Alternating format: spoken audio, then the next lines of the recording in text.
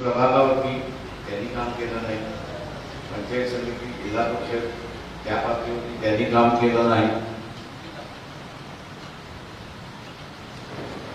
तर संघटन होणार नाही.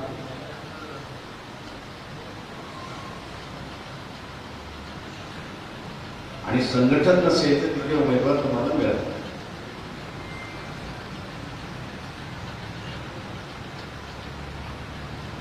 जो सगळ्यात महत्वाचं जे आहे ते संघटन उभं करणं हा त्याच्यातला भाग सगळ्यात महत्वाचा आहे.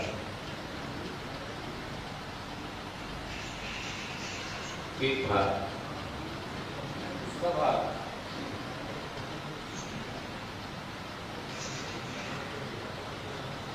की एकदा आपण पदाधिकारी झालो की आपली मानसिकता बदलते. आपली मानसिकता काय होती की लोकांनी माझ्याकडे आलं,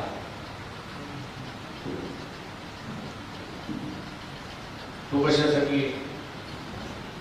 बाजारामध्ये तुम्ही या काँग्रेसवाले आहेत, 2 शिवसेनेवाले आहेत, 1 राष्ट्रवादी आहे, 2 सेना आहे आणि भाजप आहे.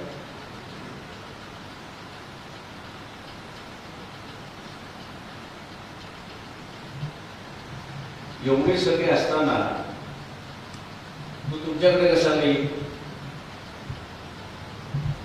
हे जे आपल्या मेंदूमध्ये भरलेलं असतं की मी पदाधिकारी झालो म्हणजे राजाच्या गादीवरती बसलो, आणि राजाच्या गादीवरती बसल्यामुळे आता सगळ्या प्रजेने माझ्याकडे आलं पाहिजे. राजेशाही संपलेली आहे, ती लोकशाही. जेव्हा लोकशाहीमध्ये माणसं जोडावी लागतात आणि माणसं जोडायची असतील तर आपल्याला आपलं स्वतःचं नियोजन करावं लागतं. आठवड्याभराचं नियोजन. या आठवड्याभरामध्ये 2 दिवस या 3-4 गावाला मी जाणार.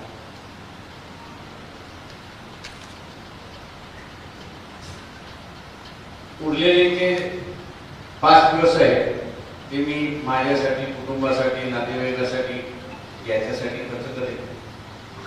नियोजन असेल तर कामकाज, नियोजन नसेल तर कामकाज होणार नाही अशी असणारी परिस्थिती. दुसरं जे आहे की ज्याला आपण म्हणतो चिकाटी. चिकाटी ही सगळ्यात महत्वाची.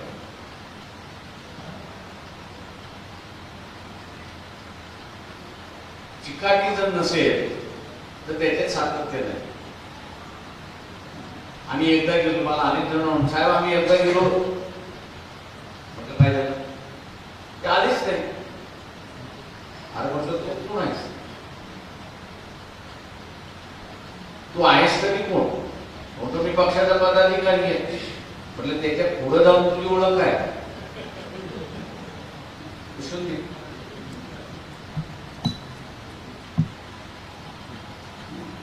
एक लक्षात ठेवलं पाहिजे, संघटनेचा माणूस असेल तो संघटनेला मानेल, पण तुला का मानणार? पदाधिकारी आहेस म्हणून तू मानणार तुला नाही. कार्यकर्त्याने स्वतःला सिद्ध करायचं असतं. आणि सिद्ध काय करायचं असतं की बाबा तू माझ्यावरती विश्वास ठेव, मी तुला चुकीच्या मार्गाने घेऊन जाणार नाही. कार्यकर्त्याने तो विश्वास निर्माण करावा लागतो. आणि कार्यकर्त्याने तो विश्वास निर्माण केला तरच लोक तुमच्या पाठीमागे येतात. आता मी तुम्हाला सरळ सांगितलं की 10 घर आहेत. आता या 10 घराकडून तुम्ही असताना 100 रुपये घेऊन या. तुम्हाला देतील का ते 100 रुपये?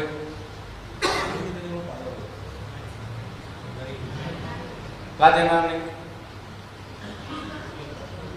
का देणार नाही? बरोबर. तुमच्यावरती त्याचा विश्वास नाही.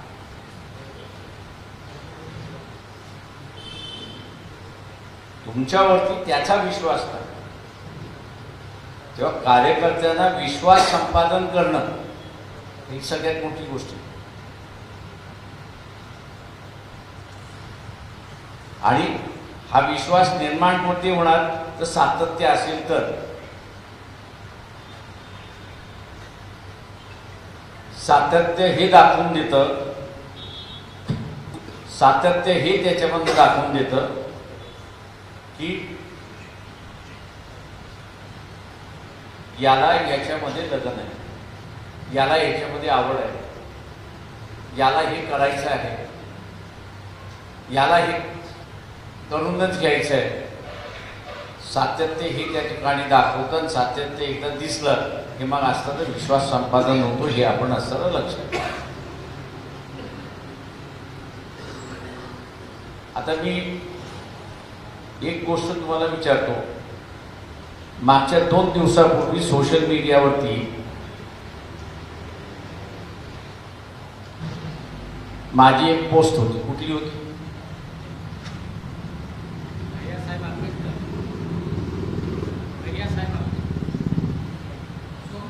कुठच्या दिवशी होती? हे मूर्खपणाची जी लक्षणं आहेत, बसा, ही जी मूर्खपणाची लक्षणं जी आहेत ही तुम्हाला विश्वास देणार नाही. तुम्हाला वाईट वाटत असेल की त्याला मूर्ख म्हटलं मी म्हणून, पण मला त्याच्यामधलं वाटलं नाही, कारण का त्याच्या मूर्खपणामुळे पक्ष मूर्खात निघालेली अशी परिस्थिती आहे. म्हणजे तुमचं आणि पक्षाचं नातं आहे का तर नाही. का नाही तर पक्षाच्या पेजवरती जे आलेलं आहे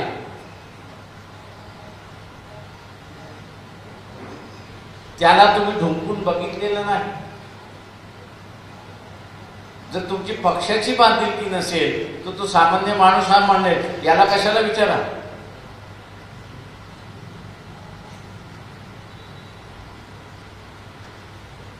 आणि त्या आलेल्या पोस्टवरती तुम्हाला जर विचारलं आणि तुम्ही जर वाचली नसेल तर तुमच्याबद्दलचं मत काय झालं?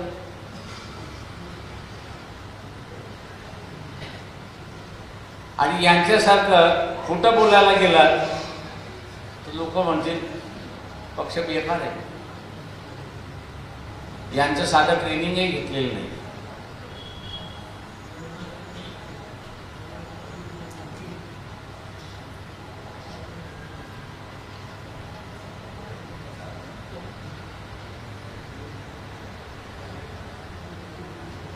ज्याला निवडणुका ह्या नुसत्या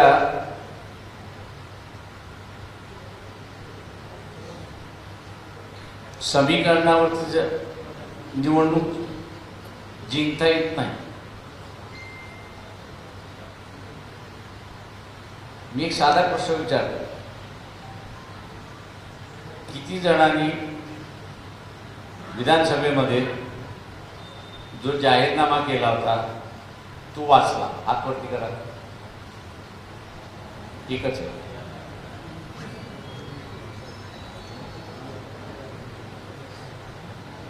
आता मला सांगा, तो जाहीरनामा जर तुम्ही वाचला नसेल तर तुम्ही प्रचार काय करणार?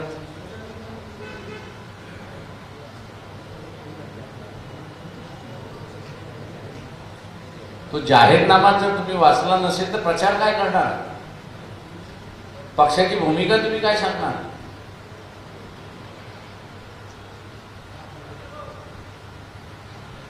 तेव्हा कार्यकर्त्याची दुसरी काय निशाणी जी आहे की तो अपडेट असला पाहिजे.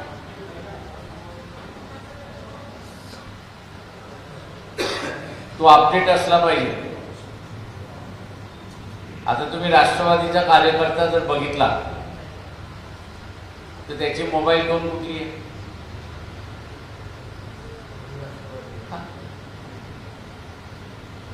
कुठली आहे? कोणी ऐकलेली आहे का?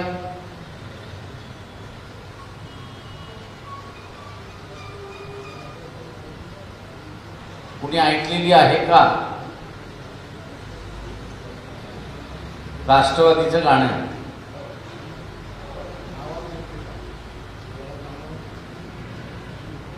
न सांगता तू आपली बांधिलकी सांगून मोकळा. त्याची ती ट्यूनच सांगते की तो कुठल्या पक्षाचा आहे, तो कुठल्या विचारधारेचा आहे, की ती ट्यूनच सांगून देते. त्याला विचारण्याची आयडेंटिटी काढण्याची गरज नाही. आणि तिथून त्याच्याबद्दल अरे बाबा हा राष्ट्रवादीचा कार्यकर्ता आहे. आता तुमच्यापैकी किती जणांना बाहेर गेल्यानंतर हा वंचितचा कार्यकर्ता आहे असं म्हणतात? हातवरती करा. तुमच्या गावामध्ये नाही, तुमच्या गावाच्या बाहेर, तालुक्यामध्ये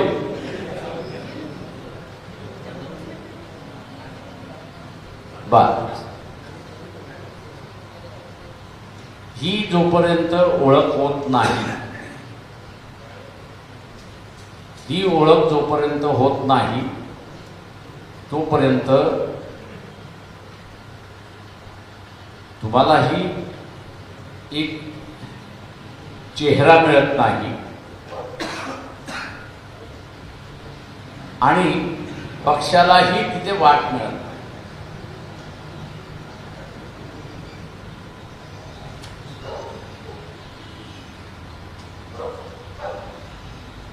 आणि म्हणून ह्या गोष्टी करणं महत्वाचं आहे असं मी त्या ठिकाणी मानतोय.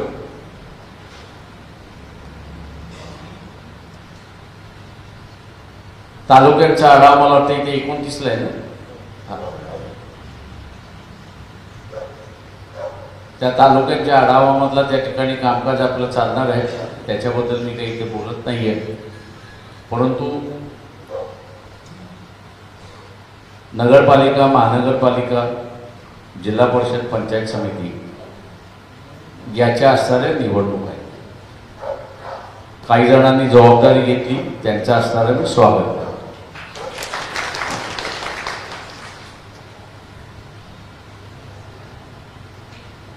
ज्यांना ज्यांना उमेदवारी करायचं आहे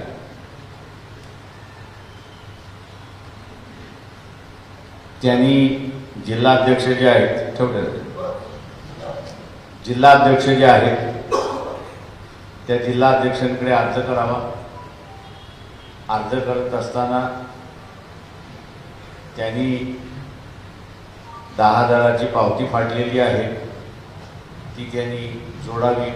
कोणीतरी इथं बोलताना की ही जास्ती झाली. माझं म्हणणं इलेक्शन लढणं कंपल्सरी नाही.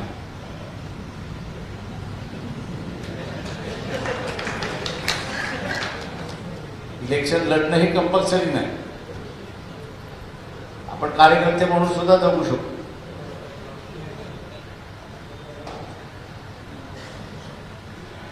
इलेक्शन हे नुसतं इलेक्शनसाठी लढायचं नाही. ते इलेक्शन हे जिंकण्याच्या मानसिकतेतून लढायचं.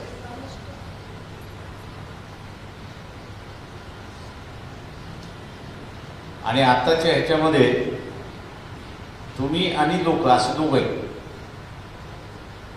यांनी इलेक्शन महागडं करून टाकले पूर्णपणे.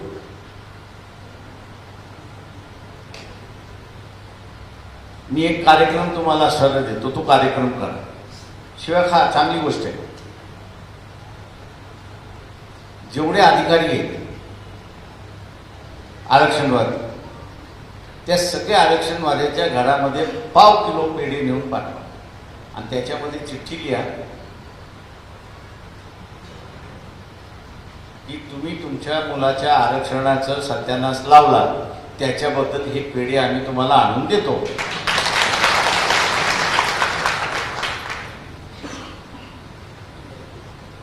किती करणार? किती जण वाटतील? हात वर कर. आणि ते दुसऱ्या दिवशी वाटप झाल्यानंतर प्रेस कॉन्फरन्स घ्यायची आणि आम्ही असताना या अधिकाऱ्यांना पाव किलो पेढे वाटून आलेलो आहोत. कशासाठी? तर त्यांनी आरक्षण सोडण्याचा निर्णय घेतला नाही. तुम्हाला चुकीचा मार्ग वाटत असेल पण झोपी गेलेला जो असतो त्याला जागा करायचं असतं तर त्याला लाथ म्हणून जमत नाही, तर त्याला चटके द्यावे लागतात.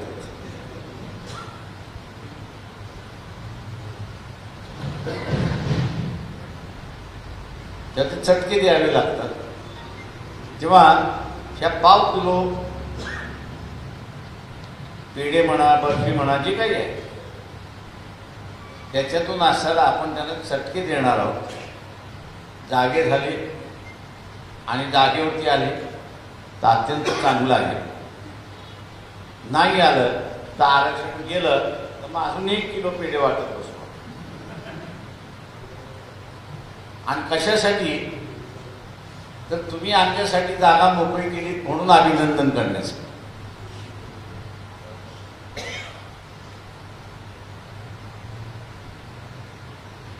शेवटी माझं एक आपल्याला राहणार आहे या ठिकाणी, ही निवडणूक बारीक निवडणूक असते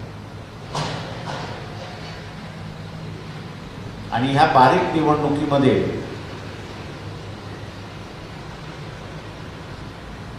गाव हे तुमचं प्लॅनिंग असलं पाहिजे. प्रभाग असेल तर वस्त्या ह्या तुमच्या प्लॅनिंग असल्या पाहिजे.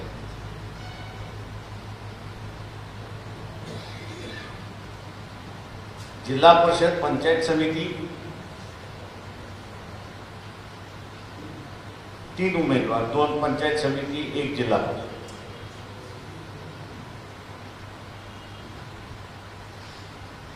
गणित बसत असताना हॅलो तिथलं गणित बसवत असताना 17,000, 18,000 ते 22,000 इथपर्यंत टोटल मतदान जिल्हा परिषदेचं असतं.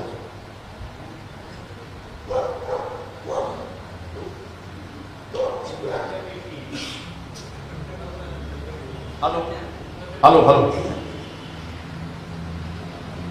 हॅलो याच्यापैकी आपण 6,000 मतदानापर्यंत कसं जाणार? 6,000 मतदानापर्यंत आपण कसं जाणार याची मांडणी ही पहिल्यांदा करावी लागते.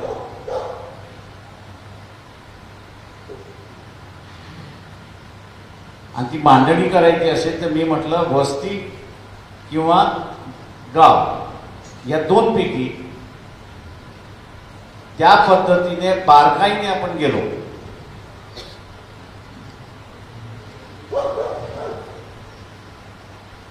तर मग आपल्याला असणारं ते मतदान घेता येईल. दुसरं त्याच्यामधलं असणारं जे आहे भूमिका सुद्धा ह्या सगळ्यात महत्वाच्या असतात.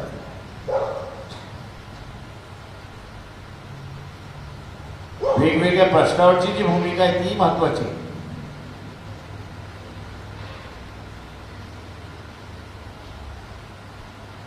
आणि त्या भूमिका कार्यकर्त्याला माहिती पाहिजे. त्या उद्या तुम्ही भाषण काय करणार?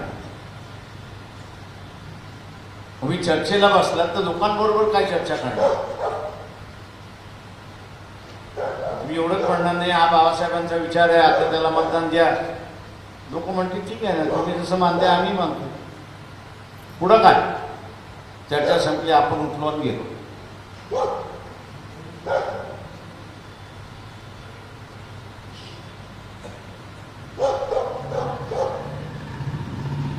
आम्ही येताना गाडीत मध्ये धैर्यवंत फुंकर सांगत होते की 2 एकर 3 एकर शेतकरी जर बाजारामध्ये गेला तर त्याला व्यापारी सांगतो त्या भावामध्ये घ्यावं. आणि एखादा मोठा शेतकरी गेला त्या व्यापाराला तर त्या व्यापाऱ्याला सांगतो एवढ्यामध्ये घेतोस का. भाषा. एका ठिकाणी गुलामी आणि एका ठिकाणी दादागिरी.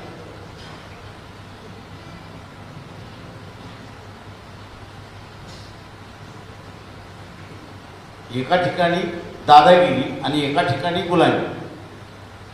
दादागिरीवाला तुमच्याकडे येणार का? अजिबात नाही येणार. गुलामीवाला तुमच्याकडे येऊ शकतो का? येऊ शकतो. तो कुठल्या याच्यावरती येऊ शकतो? तर हमी भावावरती येऊ शकतो. हमी भावाच्या कायद्यावरती येऊ शकतो. त्याला तिथे असताना तुझी लूट थांबवायची असेल तर जिल्हा परिषदेमध्ये आम्ही ठराव घेतो ना की हमी भावाप्रमाणे इथं कायदा झाला पाहिजे, अन्यथा नाही. जिल्हा परिषद सुद्धा हमी भावाचा कायदा करू शकते एवढं लक्षात घ्या. कारण का कृषी हा जिल्हा परिषदेचा सुद्धा विषय आहे. केंद्र शासनाचा निर्णय आहे, तो अंमल करायचा आहे. जिल्हा परिषद सुद्धा त्या ठिकाणी करू शकते. आणि म्हणून आत्ता जाणीव आणि मार्ग या 2 गोष्टी आहेत. 100 शेतकरी बसलेले आहेत की ज्याच्यामध्ये 80 जण आहेत की त्याला दादागिरी केल्या जाते. एवढ्या याच्यात तू द्यायचं असं घे, नाही तर जा घेऊन. त्याच शेतकऱ्याला आपण असं सांगितलं की बाई हा होऊ शकतं. कदाचित त्याचे 10-15 माणसं म्हणतील चला बघू तर खरं, देऊन टाकू ह्याला, नाहीतरी आपण इतरांना देतो. तेव्हा हा जो भाग आहे तो भाग तिथला आपला असताना त्या ठिकाणी हे केला पाहिजे. आणि म्हणून जाणीव असतं हे महत्वाचं आहे.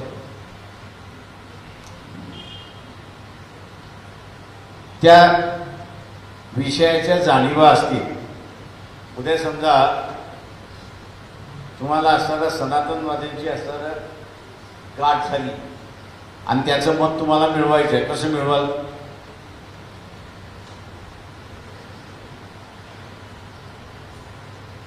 सनातनी भेटलेले आहेत तुम्हाला आणि त्याचं मत तुम्हाला मिळवायचं आहे. तुम्ही कसं मिळवणार? पहिल्यांदा तुमच्या डोक्यात काय येणार? या सनातनवादी आपल्याला सगळं मतदान देणारच नाही. ते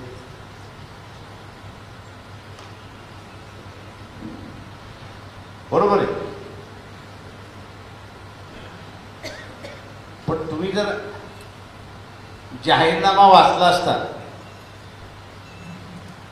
तर तुम्हाला त्याला काय विचारायचं हे तुम्हाला कळलं असतं. काय समजवायचं नाही तर त्याला काय विचारायचं हे तुम्हाला समजलं असतं. आणि ते विचारून झाल्यानंतर तो निरुत्तर झाल्यानंतर अरे राजा आता तरी मतदान देणार की नाही सांग.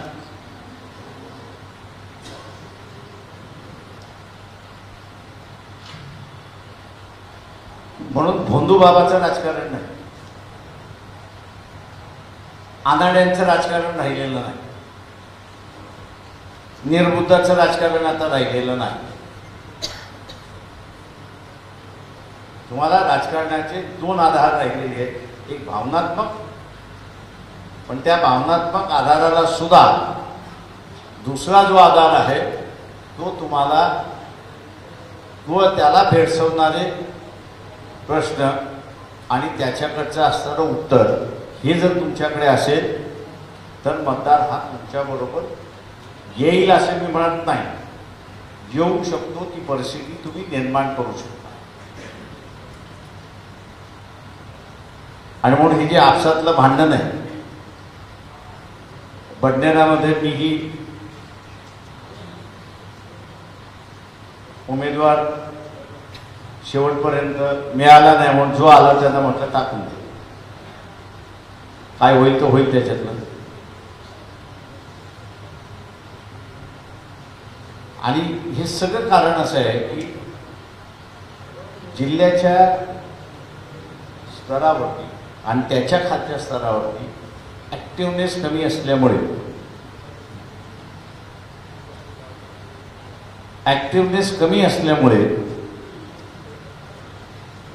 मतदार जरी असला पक्षाकडे तरी वळवणारी यंत्रणा नसल्यामुळे उमेदवार जे आहेत थांबून राहतात आहेत अशी असणारी परिस्थिती. म्हणून मी म्हटलं की एक पंचायत समिती म्हटलं तर 8 जास्तीत जास्त 10 गाव.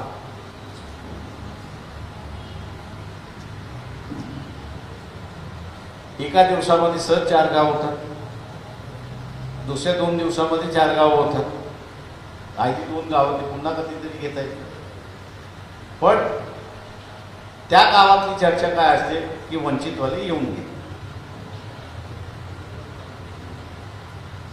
ही जी गतिमानता आहे ही गतिमानता त्या ठिकाणी असते. आणि म्हणून कार्यकर्ते म्हणून आपण असं कामाला लागूया. महाराष्ट्र कमिटी जी आहे ते पदाधिकारी नेमणं हे सगळं त्या ठिकाणी चालू ठेवेल अशी अपेक्षा आहे. एक चंग बांधा की जिल्हा परिषद नाही, चंग हा मानला पाहिजे की मी ज्या मतदारसंघामध्ये राहतोय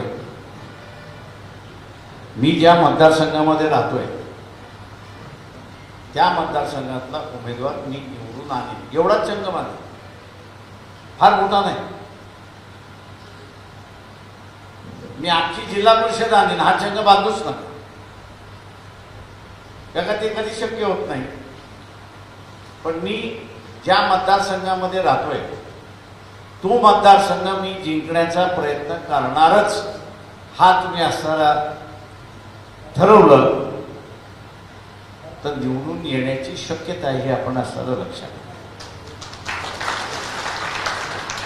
दायरा जो आहे मला झेपेल तोच दायरा, मला जेवढा झेपेल तेवढाच दायरा मी जर केला तर यश मी त्या ठिकाणी असताना आणू शकतो. आणि तो आपण प्रयत्न कराल ही अपेक्षा बाळगतो. आपली सगळ्यांची रजा घेतो.